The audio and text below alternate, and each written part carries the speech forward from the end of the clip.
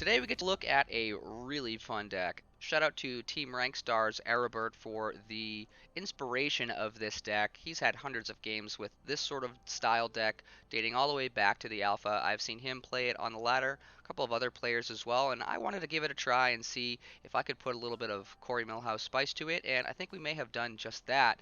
So without further ado, this is yellow-green necromantic. The real linchpin card of this deck is Hopeless Necromantic, which allows you to replace the bottom minion of your Boneyard with Hopeless Necromantic on the Demise ability. So that is when it goes to the Boneyard by being destroyed. A couple of ways that we can do this in this deck.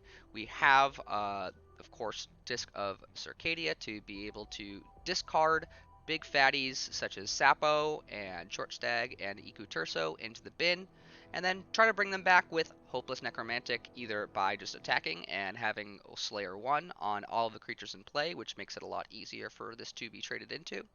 Or we've got the inclusion of some cool cards like Foul Harvest, which allows you to sacrifice one of your minions, gain 4 life and 3 temporary mana, or if they are running away from your Necromantic, you can use Volition to be able to move your Necromantic, and the following turn also use Volition, give it a standard action, allow it to attack again, and make that trade in to get your Demise ability.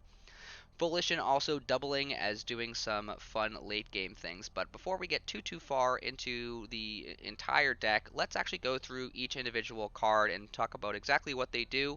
Then we're actually going to switch into a different view and dive into individual cards and talk about what their role is in the deck and some cool interactions. Clay Effigy is one of our spells that creates a 0/1 statue in any player's lane and allows us to draw a card. Foul Harvest we did talk about a little bit, which allows you to sacrifice your minion to gain 4 life and 3 temporary mana. Maze of Iyatiku is an early or potentially late game blocker, which allows us to cycle through and draw some cards as well. Volition is a spell that gives a friendly minion a standard action, which can either be the turn that it comes into play. You can play Volition, which will allow it to attack without having rush, or it gives it a second attack or a movement later on in the game. Misanthropia is one of our AoE sweepers, giving all minions Blight 3. Zolea the Unclean is one of the mythics that we're playing. It's not really one of the reanimation targets, but does a very good job of controlling the board. Harvester is one of our later game threats and a decent reanimation target. Twin Blanque, excellent reanimation target, can bring 2 bodies of itself coming into play for 6 mana as well.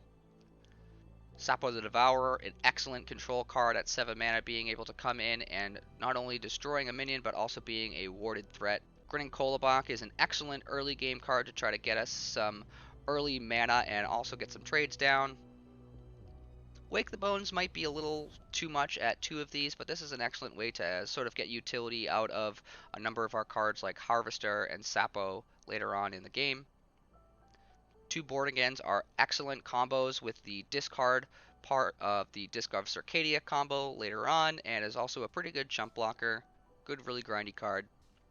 Only 1 copy of Detained and Deported. There's a few considerations between these cards here. The 1 Detained and Deported, 1 Gallows Boy, and 1 Raid the Tombs. These are all sort of testing numbers, trying to determine the exact numbers that I do potentially want, but they're all currently at 1 right now, and I haven't wanted more copies of them as of yet. 4 copies of Hopeless Necromantic, really linchpin of the deck, like we said. Traitorous Murmur to be able to steal some big creatures that we can't otherwise deal with. Chort Stag is an amazing overrun creatures that also gets back another minion from our hand, an amazing way to grind out the late game and close things out. Iku-turso with a 10/10 overrun, giving the minion in the opposite lane defender and immobile is a very powerful ability. This card can certainly end the game by itself with a few volitions very quickly.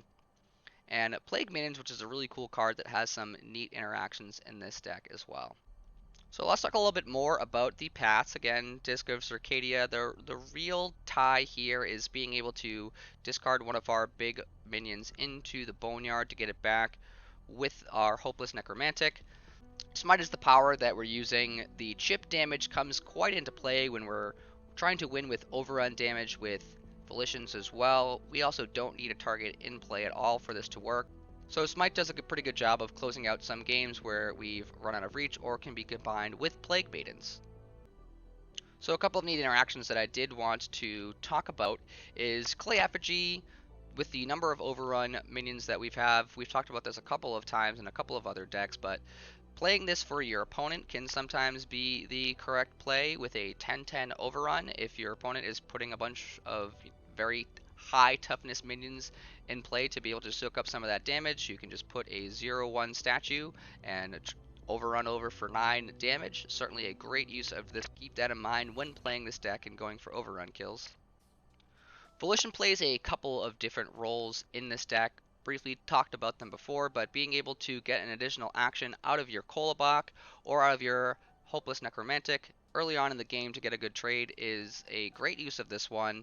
You can see a number of times where you could use a foul harvest to get a necromantic to get its demise trigger, and then soon after that you get a 10-10 overrun in play, use a volition on it, and you're already off to the races.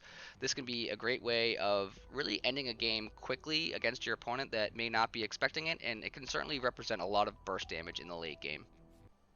Plague Maidens is a real awesome card for this deck as well. It has some synergy with the Knight side of Disc, where it says that all minions that did not attack heal for 1. So that plus regen 1 means that this minion on any time that you have Knight set up is going to heal itself for 2. So the 2 abilities do stack, which is very nice. So you get a chance to do 2 damage to all minions and all players anytime that you have this one out for free, and it'll be healed right back to full. Aren't any really cool combos like Bulwark in here for this one, but it does a really good job of cleaning up a lot of the smaller minions that could be trouble for you. Born Again is a great way to use your ability, your hero ability, Smite, to be able to discard a card to Disc of Circadia, because at the end of your turn it just returns back to your hand, so you can keep this card in your hand, continuously be using your hero power every turn. On one turn you discard the Born Again and get it back, and then the next turn you're able to Divination 2 and draw a card, so it really has a great engine to be able to continuously use your hero power without technically actually losing a card once you've gotten past the point where you don't have any creatures that you want to discard into your Boneyard, or you're already off of the Hopeless Necromantic plan. If you don't have some of the mythics in this deck, Indrik Beast does a really good job of being a reanimation target. Being that it has overrun allows us to get our volition kills, very similar to how iku-turso does, so this is a potential consideration if you don't have some of these mythics. So that just about does it for the Volition deck. Again, yellow-green necromantic. Shout out once again to Erebird for being more of the pioneer of this deck, and for he and Toonstar for humoring me and taking on this deck and playing it some here and there. But that does do it for today, so thanks so much for watching, and we'll see you next time.